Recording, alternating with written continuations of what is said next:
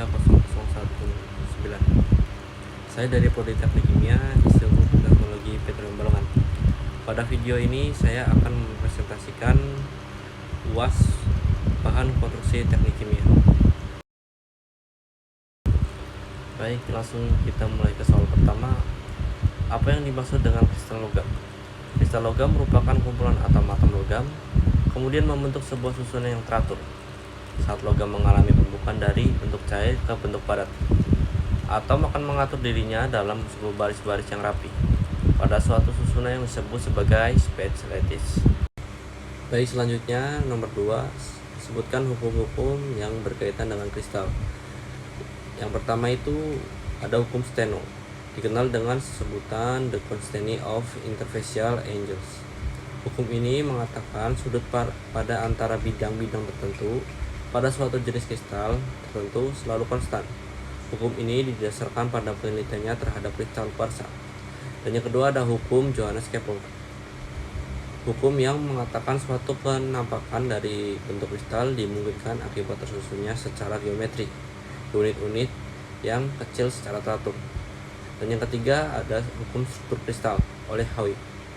Teori ini didasari oleh hasil penelitiannya terhadap bidang-bidang belahan dari kristal klasik yang kemudian memberikan keyakinan padanya bahwa semua kristal yang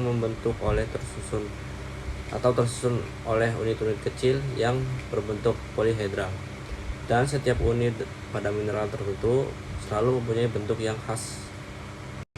Saya akan menjelaskan apa itu kristal Sc, apa itu kristal Bcc, apa itu kristal Fcc. Yang pertama ada kristal Sc, kristal kubik sederhana yang atom-atomnya terletak di bagian sudut sehingga hanya bersinggungan di sepanjang sisi kubus.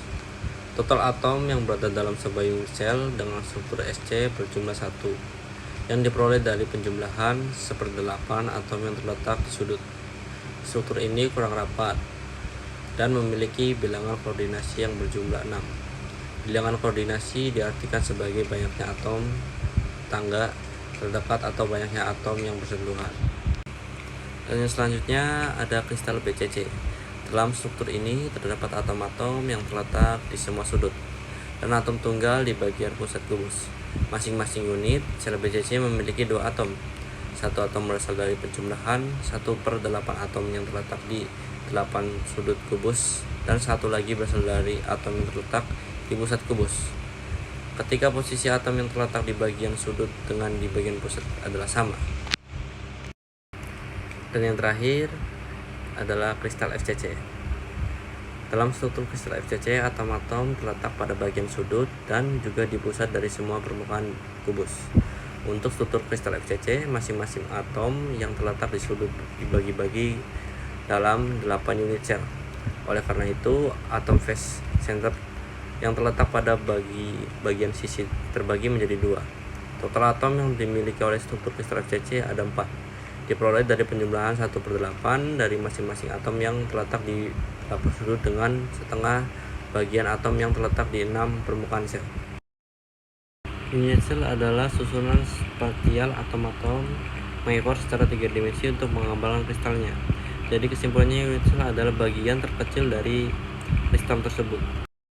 Dan yang selanjutnya nomor 4. Soal nomor 4 yaitu gambarkan dan jelaskan pembentukan diagram fasa antara temperatur dan komposisi unsur yang didapat untuk mengetahui perubahan fasa yang terjadi. Di situ saya menggambarkan diagram fasa VE3C. Adalah diagram fasa yang menampilkan hubungan antara temperatur di mana terjadi perubahan fasa selama proses pendinginan lambat dan pemanasan lambat dengan kandungan karbon. Di gambar tersebut pada garis bawah horizontal yaitu persentase kandungan karbon dan garis vertikal menunjukkan garis temperatur. Garis paling atas yaitu merupakan garis liquid. Semua yang terdapat di atas garis tersebut dalam keadaan cair. Di tengah ada garis austentit sudah memasuki atau menyentuhi garis. Semua cairan sudah memasuki ke dalam fase pemadat. Garis bawah yaitu garis temperatur kamar. Garis A1 garis temperatur di mana terjadi perubahan austentit gamma menjadi ferrit. Pada pendinginan terjadi pada suhu 738 derajat Celcius. Garis serong bawah menunjukkan garis A3 adalah garis temperatur di mana terjadi perubahan ferrit menjadi austenite atau gamma pada pemanasan. Struktur kristal berubah pada suhu 900 derajat Celcius. Lanjut, garis kerong ke atas adalah garis ACM, adalah garis kelarutan karbon pada besi gamma atau austenite. Jadi informasi yang saya dapat dari diagram tersebut, yang pertama yaitu fase yang terjadi pada komposisi dan temperatur yang berbeda dengan pendinginan lambat. Yang kedua yaitu temperatur pembekuan dan daerah-daerah pembekuan pada besi karbon bila dilakukan pendinginan lambat. Yang ketiga yaitu temperatur cair dari masing-masing paduan selanjutnya yaitu batas-batas kelautan atau batas-batas kesetimbangan dari unsur karbon fase tertentu. Yang akhirnya yaitu reaksi yang terakhir yaitu reaksi-reaksi metalurgi yang terjadi. Terima kasih. Dan yang selanjutnya nomor terakhir, nomor 5. Jenis baja apa saja yang sering digunakan di dunia migas dan petrokimia, dan jelaskan alasannya mengapa jenis tersebut diaplikasikan pada alat-alat tersebut. Jawabannya yang pertama ada molybdenum. Molybdenum steel dapat membantu meningkatkan ketangguhan pada baja, ketahanan korosi, dan kemampuan las. Hal tersebut membuat ideal untuk digunakan pada baja struktural. Inilah kenapa tipe baja ini banyak diaplikasikan pada lingkungan laut dan di lingkungan yang tinggi akan korosif.